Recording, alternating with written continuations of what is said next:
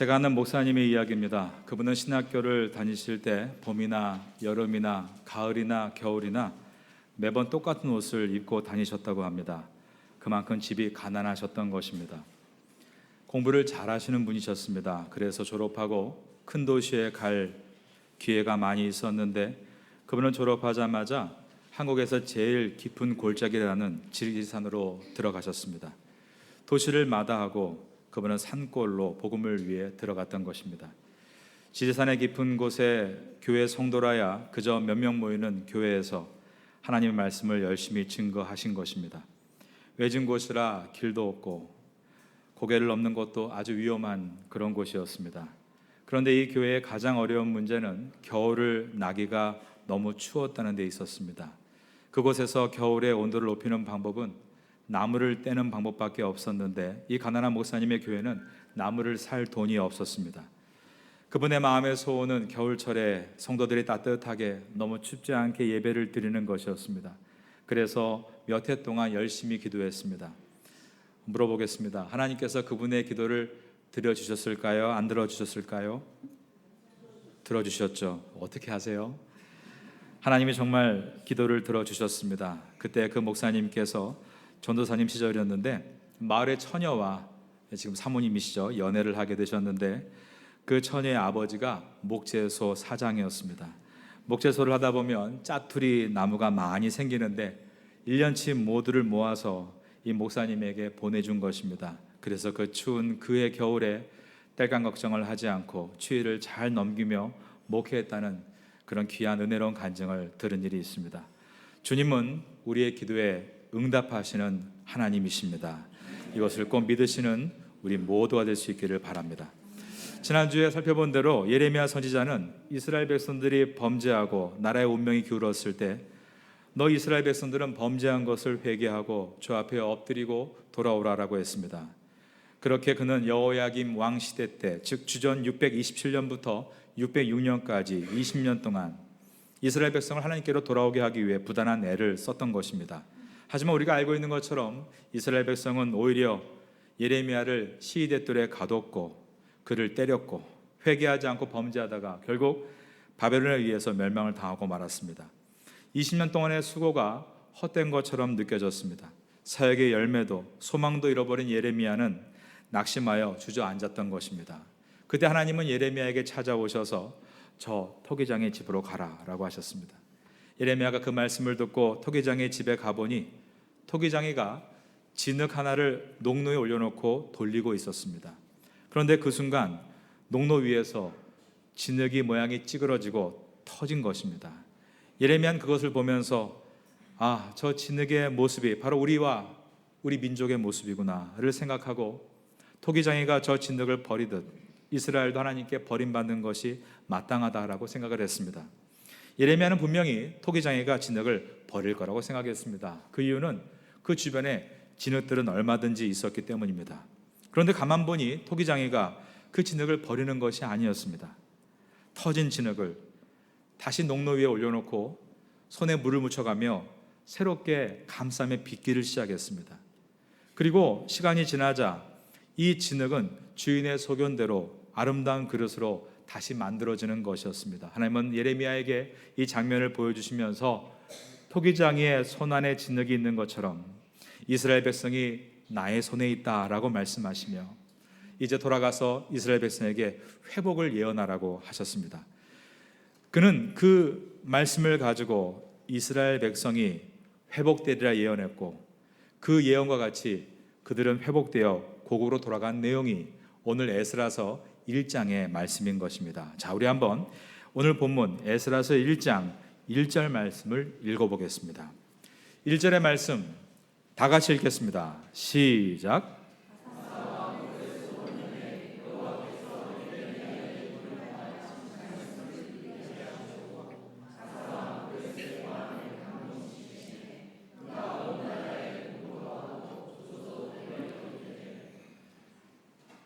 이스라엘 백성은 여호와의 예언대로 고향으로 돌아가리라. 이 예언대로 새롭게 일어난 신국 바벨론의 페르시아의 왕 이 고레스의 조서를 통해 그들은 고향으로 돌아가게 되었던 것입니다. 도대체 하나님께서 예레미야를 통해 어떠한 예언을 하셨길래 그들이 바벨론의 포로에서 벗어나 고향으로 돌아가게 됐는가? 예레미야가 이스라엘의 포로 해방을 예언한 곳이 예레미야서 25장입니다. 25장 11절에 보면 이 모든 땅이 폐허가 되어 놀랄 일이 될 것이며 이 민족들은 70년 동안 바벨론의 왕을 섬기리라. 즉 바벨론의 포로 기간이 70년이라고 예언했고, 예레미야 25장 12절에서는 여호와의 말씀이니라 70년이 끝나면 내가 바벨론의 왕과 그의 나라와 갈대인의 땅을 그 죄악으로 말미암아 벌하여 영원히 폐허가 되게 하리라. 70년이 지나면 바벨론이 멸망당할 것이라고 예언했던 것입니다. 그것이 이루어진 역사적인 날이 바로 오늘 본문인 에스라서 1장 1절이었던 것이죠. 말씀을 통하여 약속하신 하나님이시고 그 약속을 반드시 이루시는 분이심을 에스라서는 보여주고 있는 것입니다. 당시에는 거짓 예언자들이 많았습니다. 그들은 이스라엘은 바벨론에게 멸망당하기 전, 즉 포로기 이전에 하나님의 선민 이스라엘은 절대 망하지 않는다 이렇게 예언했습니다. 그리고 결국 나라가 망하자 그들이 끌려갈 때는 걱정하지 마라, 잠시 후면 하나님께서 능력을 베푸셔서 다시 집으로 돌아갈 테니 짐 풀지 말고 그곳에 돌아갈 준비를 하라라고 예언했던 것입니다. 언제나 사람이 듣기 좋아하는 말만 할 뿐 주의 뜻을 전하지를 못했습니다. 하지만 예레미야는 그와 정반대의 말을 했습니다.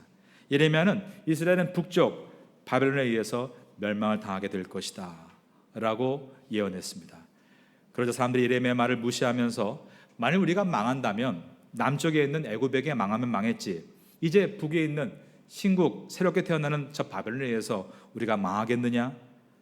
그러나 예레미야는 이스라엘은 반드시 북쪽에 끌려 가마 바벨론에 의해서 멸망을 당하게 될 것이라고 예언했고, 이제 포로로 끌려가게 되면 그곳에서 오랫동안 머물러야 될 것이니 그곳에서 짐을 풀고 집을 짓고 살라라고 했습니다. 예레미야가 한 예언은 바벨론에서 잠시 붙들려 있어도 주님의 능력으로 구원해 줄 것이니 그저 짐 풀지 말고 잠시 머물라고 한 거짓 선자들과 예언과는 정반대였기에 사람들은 예레미야를 때리고 잡아 가두었고 그리고 그의 말을 듣지 않았던 것입니다. 그리고 나서 바벨론 포로 기간이 접어든 다음에는 예레미야가 말한 70년의 기간은 너무 길다고 하면서 그 기간 동안 어떻게 포로 생활을 하느냐며 예레미야의 말을 무시했고 거짓 선자들의 말과 같이 곧 돌아간다는 허황된 꿈을 품고 아무 준비 없이 그렇게 시간을 보냈던 것입니다. 오늘날도 마찬가지인 것 같습니다. 세상이 어렵다 우리가 말만 할 뿐 정말 기도하지 않고 미래를 위해 준비하지 않는다면, 그리고 주저앉아 있는다면 역사의 이 내용들은 늘 같은 결과를 낳기 때문입니다. 하지만 성경에 보면 어두운 시대에도 예레미야와 같이 민족의 장래를 걱정하고 기도하며 준비하는 사람들이 있었다는 것을 확인하게 됩니다. 다니엘서에 나오는 다니엘과 세 친구가 그런 사람이었고, 스가랴서에 나오는 스룹바벨 총독과 여호수아 대제사장이 그런 사람이었으며, 오늘 본문을 기록한 학사 에스라도 그런 사람들이었던 것입니다. 이처럼 하나님의 약속이란 미래를 막연하게 보는 사람들을 통해 이루어지는 것이 아니라 그것을 위해서 미래를 준비하고 기도한 사람들을 통해 이루어진다는 것을 성경은 보여주고 있는 것입니다. 어린 소년으로 바벨론에 포로 끌려갔던 다니엘은 자신의 처지를 비관만 하지 않았습니다. 우리가 아는 대로 열심히 그 나라 말을 배워가면서 그 나라에서 공부 열심히 해서 바벨론의 총리가 되었죠. 그러나 총리의 자리에 앉았다 할지라도 민족을 해방시키거나 고국으로 돌아갈 수 없다는 것을 깨달았을 때 그는 답답한 마음으로 말씀과 기도 가운데 주 앞에 엎드리게 됩니다. 그러다가 예레미야서를 읽게 되는데 그 안에서 놀라운 것을 발견하게 됐던 것입니다. 예레미야 25장과 또 29장에서 바벨론의 포로 기간이 70년이면 끝나리라는 것을 그는 만나게 됐던 것입니다. 아까 제가 예레미야 25장을 읽어드렸으니까 이번엔 제가 예레미야 29장 10절을 한번 읽어드리겠습니다. 여호와께서 이와 같이 말씀하시니라. 저를 따라하겠습니다. 바벨론에서 70년이 차면 내가 너희를 돌보고 너희를 이곳으로 돌아오게 하리라. 다니엘은 이 은혜의 말씀에 깊이 들어갔고 약속을 붙들고, 주님은 약속하시는 주님이시고 그 약속을 반드시 이루시는 분이심을 믿으며 더욱 자신을 준비할 뿐만 아니라 본격적으로 한 가지를 하게 되는데, 그것이 무엇이었는가 하면 그는 시간을 쪼개서, 시간을 각별히 떼어서 기도했다는 것입니다. 하루에 매일 3번 기도하기를 작정했고, 점심때에도 쉬는 틈을 타서 늘 기도하는 곳에 올라가 예루살렘 성전이 있는 방향에 창문을 열고 하나님께 기도를 드렸습니다. 다니엘의 경쟁자들은 그를 끌어내리기 위해 그가 기도하는 것을 문제 삼으려는 것을 알고 있음에도 불구하고 그는 기도를 쉬지 않았던 것입니다. 왜 그랬는가? 그는 믿기를 하나님의 약속이란 기도하고 준비하는 사람을 통해서 성취되는 것이다를 그는 믿었기 때문이었습니다. 우리의 성경은 구약과 신약으로 되어 있습니다. 구약을 옛날의 약속, 즉 올드 테스터먼트라고 하고, 신약을 새 약속, 뉴 테스터먼트라고 합니다. 테스터먼트가 약속이란 뜻입니다. 우리 하나님은 말씀을 통하여 우리에게 약속하시고 그 약속하신 것을 이루신다, 이것이 성경의 말씀인 것입니다. 그러나 누가 그 약속의 성취를 맛볼 수 있는가? 성경은 그것은 기도하고 미래를 준비하는 사람에게 그 약속은 얻어지는 것이다 라고 보여주고 있는 것입니다. 우리는 우리의 과거를 돌아봐야 합니다. 우리가 얼마나 많은 약속을 받아왔습니까? 그러나 정말 그 약속이 다 성취되었습니까? 그렇진 않을 것입니다. 우린 예배 가운데 은혜를 받고 많은 약속을 받았지만 그 약속이 나를 스쳐 지나갈 뿐, 정말 그 약속이 내게 머물러 있었던 것은 얼마나 되는가를 돌아보게 되는 것입니다. 분명 하나님은 약속하신 하나님이십니다. 그리고 약속을 성취할 수 있는 능력의 하나님이십니다. 그러나 우리가 아무 준비가 안 돼 있으면 그 약속은 내게 머물지 않고 그냥 지나간다는 사실을 우리는 기억해야 하는 것입니다. 아브라함 시대에 많은 사람이 약속을 받았습니다. 그러나 그 약속의 말씀을 의지하고 결단하고 고향을 떠나 하나님이 지시하신 곳으로 간 사람은 오직 아브라함 한 사람뿐이었습니다. 다니엘도 그것을 알았던 것입니다. 예레미야서를 읽다가 바벨론 포로 생활이 70년이 지나면 끝날 것이라는 말씀을 발견했을 때 이 약속은 반드시 이루어지는 하나님의 말씀이지만 준비가 되지 않으면 자기 시대를 지나갈 것을 그는 알았기에 그는 금식하며 기도하기를 작정했고, 다니엘을 시기하는 정치인들이 이 기도를 문제 삼아서 지금 왕의 총애는 다니엘이 왕 외에 다른 신에게 절해서는 안 된다는 왕명을 어기고 기도하고 있다는 그러한 것으로 사자로 떨어질 것을 알면서도 그는 기도를 멈추지 않았습니다. 심지어 사자굴에 떨어졌을 때에도 그는 그 속에서 정해놓은 시간에 드리는 기도를 멈추지 않았던 것입니다. 왜냐하면 그는 믿기를 하나님은 반드시 내가 드리는 기도와 나의 헌신을 잊지 않으시고 그분의 약속이 성취되는 원재료로 삼을 것임을 그는 믿고 있었기 때문이었습니다. 사절에 떨어진 그날 밤 하나님은 다니엘의 기도를 들으셨고 그를 보고 계셨고 천사를 보내 사자의 입을 틀어 막으셨고, 그 다음날 다니엘을 모함한 모든 대신들과 그의 가족들이 사자굴에 떨어질 때에는 사자들은 그들의 발이 땅에 닿기도 전에 모두 으스러뜨려 먹었다라고 성경은 기록하고 있는 것입니다. 오늘 우리는 에스라서 1장 1절 한 절을 통해 약속하신 것을 반드시 이루시는 신실하신 주님을 보게 됩니다. 그 주님이 여러분 삶에도 신실한 약속으로 함께 하시기를 주님의 이름으로 축원합니다. 우리는 이 약속을 그의 시대에 머물게 하기 위해서 얼마나 기도하는 사람이 있었는가를 봐야 합니다. 예레미야를 뿐만 아니라 다니엘과 그의 세 친구들, 그리고 학개 선지자와 스가랴 선지자와 에스라와 수르바벨 같은 많은 사람들이 기도하며 준비했다는 사실을 말입니다. 그들이 그 시대에 있었기에 하나님의 약속은 그들의 시대를 그냥 지나쳐 가신 것이 아니라 그 시대에 꽃이와 같이 안착할 수 있었고 꽃을 피울 수 있었던 것입니다. 우리 한번 에스라서 1장 2절을 읽어보겠습니다. 자, 2절 말씀 다 같이 읽겠습니다. 시작.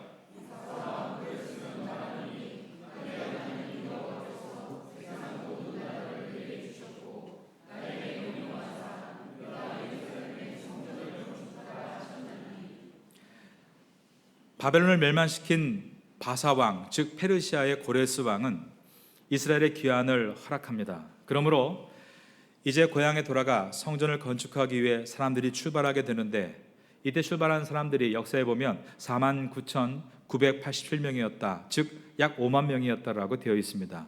이 인원은 생각보다 많지 않은 숫자입니다. 왜 이들이 하나님의 이 약속의 성취를 기뻐하며 돌아가지 못했는가? 그들은 바벨론에서 이미 70년, 즉 3대가 생활하는 생활을 하고 있었습니다. 이제는 자기 고국보다 바벨론이 그들에겐 더 익숙하고 편한 땅이 되어버렸던 것입니다. 이제 이 편한 땅을 버리고 다시 고향인 잿더미가 된 그곳으로 간다는 것은 오히려 큰 모험이 될 수밖에 없었습니다.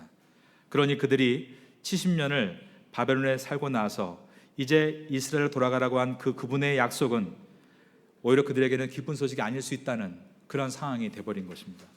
우리가 하나님의 약속을 붙들고 이 땅에 살지 않고 늘 환경만 붙들고 살 때에 이러한 일들이 벌어집니다. 돈이 없다고 걱정하고, 건강이 없다고 낙심하며, 자식이 없다고 우울해하고, 노후 준비가 안 됐다고 절망합니다. 그러나 분명 돈이 없을 그때 나는 건강이 있었고, 건강이 없는 그때에 나는 자식이 있었으며, 노후 준비가 없는 그때에 주님은 나를 위로하시기를 내가 너의 노후다 라는 말씀을 들었음에도 불구하고 주님의 약속을 바라보지 않고 환경만 바라볼 때 그 모든 약속을 다 놓치고 마는 것입니다. 이스라엘 백성들은 하나님의 약속대로 바벨론 포로 생활 70년이 찾아 고향으로 돌아갈 수 있었습니다. 그런데 지금 그 약속이 이루어지고 있는 것을 생각하지 못하고 환경만 바라보기 때문에 그들은 기쁨과 감사 대신에 돌아가면 뭘 할까? 돌아가면 힘들 텐데 그러면서 낙심했고, 그러나 그러한 가운데도 약속을 붙들고 5만 명의 사람들은 그 약속의 성취를 따라 바벨론으로 돌아가고 있는데, 고향으로 돌아가고 있는데 이들은 무엇을 연상케 하는가? 바로 아브라함을 연상케 하는 것입니다. 그들은 돌아갑니다. 그리고 그들이 돌아가서 가장 먼저 무엇을 했는가가 에스라서 3장 3절을 통해 유추할 수 있습니다. 1장 3절입니다. 자, 1장 3절 말씀. 1장 3절을 여러분이 한번 읽어볼까요? 시작.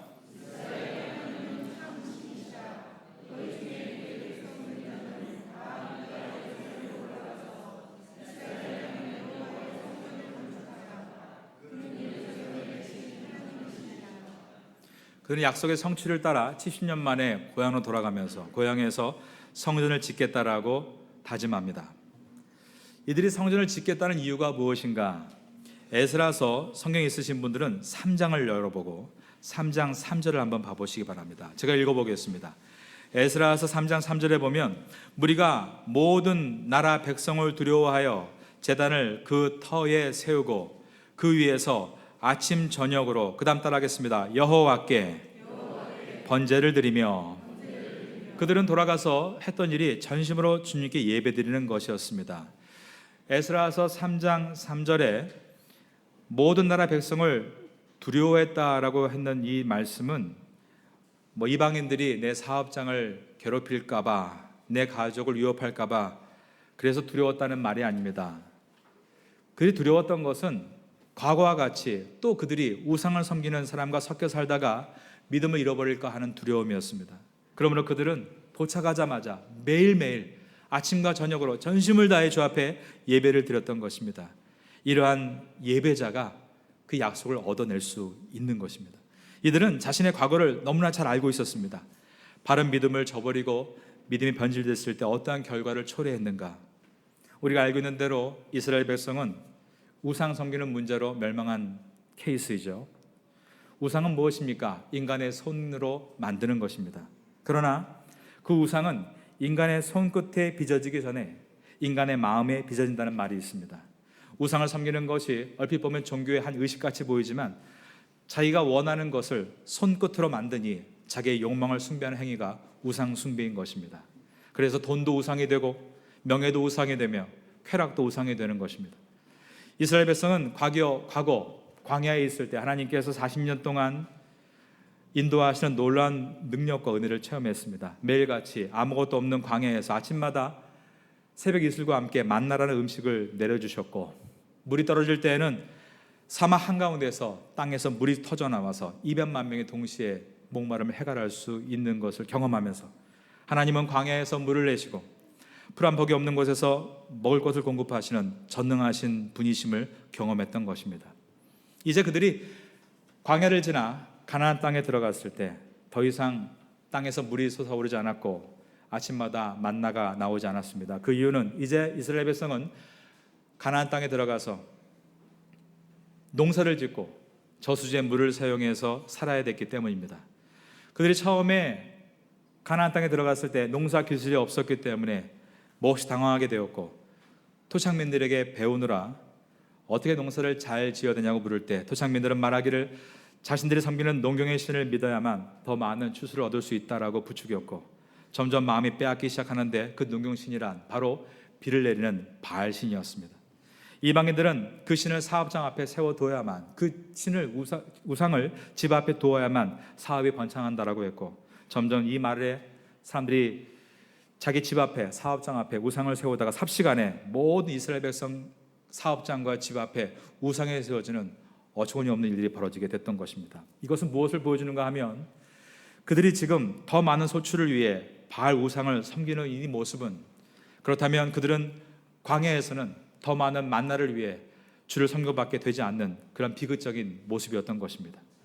내가 필요한 것을 얻기 위해 신을 모신다, 이런 잘못된 신과는 결국 인간을 죄악과 쾌락으로 빠지게 만들고, 그 결과로 그들은 바벨론에 의해서 멸망을 당했던 것입니다. 자, 그런 그들에게 이제 하나님께서 돌아갈 수 있게 하셨을 때 어떠한 마음을 갖게 되었는가? 제가 3장 3절부터 6절 말씀 한번 읽어드리겠습니다. 에스라서 3장 3절에서 6절입니다. 성경 있으신 분들은 함께 눈으로 봐주시기 바랍니다. 무리가 모든 나라 백성을 두려워하여 제단을 그 터 위에 세우고 그 위에서 아침 저녁으로 여호와께 번제를 드리며 기록된 규례대로 초막절을 지켜 번제를 매일 정수대로 날마다 드리고, 그 후에는 항상 드리는 번제와 초하루와 여호와의 모든 거룩한 절기의 번제와 사람이 여호와께 기쁘게 드리는 예물을 드리되, 일곱째 달 초하루부터 비로소 여호와께 번제를 드렸으나 그때에 저를 따라하겠습니다. 여호와의 성전 지대는 미쳐놓지 못한지라. 그들은 이제부터 하나님의 성전을 짓기를 열망합니다. 만일 우리 파테아 선교교회가 성전을 건축한다면 이것은 한 가지 목적이 됩니다. 어른 나이에서부터 어른에 이르기까지 모두가 예배를 잘 드리기 위해 성전은 지어져야 하는 것입니다. 동의하시면 아멘 하시기 바랍니다. 이제 이스라엘 백성은 힘을 모아 성전을 짓기 위해 주춧돌을 놓기 시작했는데, 역사를 보면 그 주춧돌만 놓고 나서 공사를 중단하고 맙니다. 무려 15년 동안 중단됐다라고 되어 있는 것입니다. 가장 큰 이유는 환경이 어려웠기 때문입니다. 장애물들이 많았습니다. 지울 수 없다라는 말들이 계속 나오게 되었던 것입니다. 두 번째가 페르시아 왕실의 원조가 중단된 때문이었습니다. 오늘 본문 에스라서 1장 1절에 3절을 보면 페르시아 왕 고레스는 전폭적인 지지를 약속했고 모든 건축 자재와 기술력과 인력을 주겠다고 했지만 이 모든 것이 다 끊어지고 말았습니다. 그러므로 이스라엘 백성들은 성전의 주춧돌만 놓고 공사를 중단한 채 15년을 보냈던 것입니다. 바로 이때 오늘 본문의 기록자인 에스라 선지자, 그리고 학개서의 저자 학개 선지자, 스가랴서의 저자 스가랴 선지자 등이 하나님의 말씀을 토해내기 시작하는데 이런 내용이었습니다. 인간의 힘으로 되는 것이 아니다, 인간의 능력으로 되는 것이 아니다, 오직 여호와의 영으로 되어지는 것이다 라고 말씀했습니다. 그러니 너희들은 과거 믿음의 선배들과 같이 하나님 앞에 엎드려 기도하고 성실한 마음으로 한 발짝 한 발짝 떼어나가면 주님의 약속은 반드시 너희 때를 지나치지 않고 씨가 떨어져 싹이 트고 열매를 맺게 될 것이다 라고 말씀한 것입니다. 그러기에 이스라엘 백성은 잠시 환경을 탓했던 것을 회개하고 삶을 잊어버렸던 것을 돌이키고 이제 열심히 달려가서 마침내 그들은 우리가 알고 있는 대로 주 516년에 이 성전을 다 건축하게 되었던 것입니다. 하나님 말씀했습니다. 바벨론의 포로 생활은 70년 만에 마치리라. 이스라엘은 70년이 차면 고향으로 돌아오리라. 그러나 이스라엘의 바벨론 포로가 시작된 것은 우리가 알고 있는 대로 주전 605년이고 오늘 에스라서 1장 1절에서 그들이 고향 땅에 돌아갈 수 있도록 해방된 해는 주전 538년으로서 정확하게 70년으로 맞아떨어지지 않는 것입니다. 이스라엘 백성 입장에서는 예레미야 예언한 70년과 맞아떨어지지도 않는 것이고 이제 돌아가봤자 더 힘든 일이 많을 텐데 먹고 갈 필요가 있겠는가, 그렇게 포기하기 쉬운 상황이었습니다. 그러나 그 가운데에서도 깨어 기도하는 사람들, 주님의 약속은 반드시 이루어짐을 믿는 아론과 같은 믿음의 사람들은 발걸음을 옮겼고 그들은 함께 힘을 합하여 성전을 지어가고 그 성전은 다 마무리될 수 있었습니다. 바로 그때였습니다. 예루살렘이 무너진 때가 주전 586년이었는데 그들은 알지 못했지만 어떻게 해서든 간에 성전을 다 짓고 회복된 때를 계산해 보니 주전 516년으로 정확하게 70년 만에 성전이 완공이 되었던 것입니다. 이 말씀은 우리가 계획해서 될 수 있는 것은 아무것도 없고 오직 우리가 주 앞에 겸손하게 엎드려 기도하며 나아갈 때 하나님은 우리의 모든 시간들을 붙드시고 반드시 그분의 뜻을 이루신다는 놀라운 말씀이 아닐 수 없는 것입니다. 우리 모두도 비록 어려울지라도 주를 의지하고 나아가면 반드시 하나님께서 우리의 때를 주의 온전한 날들로 만들어 주실 줄로 믿습니다. 한 가지의 말씀을 드리고 마치려고 합니다. 지금 세상이 많이 어렵다고 합니다. 이것이 5개월에 갈지 7개월에 갈지 우리 이럴 때일수록 큰 꿈을 품어야 합니다. 이 말을 오해하지 마시기 바랍니다. 우리의 어떤 인간적인 큰 포부를 말하는 것이 아닙니다. 하나님께서 우리를 처음 부르신 그 약속을 잊지 말자는 것입니다. 직장 다니려고 태국 온 것 아니지 않습니까? 목회를 크게 하기 위해 태국에 온 것도 아니었습니다. 더 편한 삶을 위해 태국에 들어온 것이 아니었습니다. 하나님께 영광을 돌리기 위해, 또 아직 주를 모르는 영혼들에게 복음을 전하기 위해, 하나님의 기쁨이 되기 위해 우리는 태국에 들어왔던 것입니다. 우린 그 포부를, 그 꿈을 다시 기억하고 예배의 자리에 나와서 정말 이때에 하나님의 약속이 성취되도록 기도하고 하루하루를 준비해 나간다면 우리의 이 어려운 위기는 반드시 위대한 기회로 돌아오게 될 것입니다. 그러한 믿음으로 어려운 위기 상황에서 위대한 기회를 만들어내시고 정말 주님이 살아계시고 약속하시고 그 약속 이루시는 주님이심을 경험할 수 있는 우리 모두가 될 수 있기를 마지막으로 예수님의 이름으로 축원합니다.